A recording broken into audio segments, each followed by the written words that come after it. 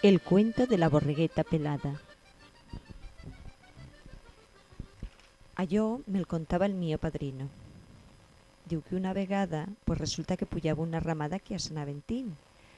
Són unes cases, un lugarón de Torrelarribera que ja s'ha quedat solo. Ja no hi ha ningú. Però passaven per estir les ramades que pujaven de baix del lliterà que dim i anaven cap al Vall d'Aran. Pujaven per aquí, per la Cabanera. I bueno, diu que allà dalt a Sant Aventín pujava una ramada molt gran i era una borregueta que anava detrás, se cansava. I allà pel montet, a un pinar, passa el rei llop a minxar-se la borregueta. I aquella borregueta pues anava molt cansada, molt apuradeta, molt fllaca. I el llop se la voleva minxar. Quan ja la tenia, que ja era pillau, li diu la borregueta: «Ai, no te me minxes.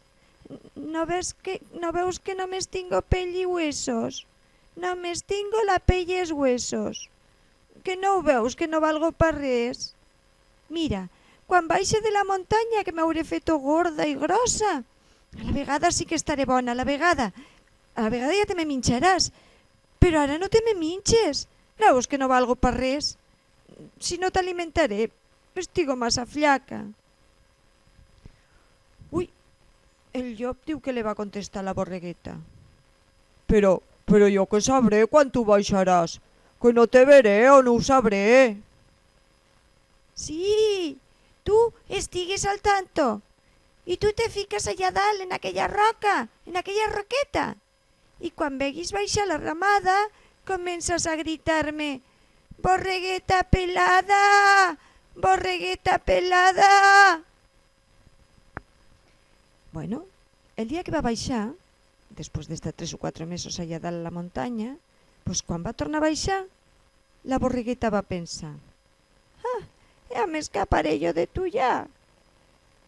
I en vez de quedar-se detrás de la ramada, com que ja se va feto gorda, es verdad, se va feto gorda, se va feto bona de minxar allà dalt, pues diu que se va ficar al medio en la ramada i le grita al llop: «Borregueta pelada!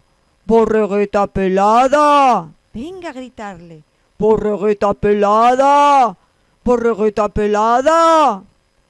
I ja, quan va veure que se podeva escapar, a la vegada, la borregueta diu que estira el coll allà entre medio i le diu al llop: «Bésame el cul, ara que estigo en medio de la ramada».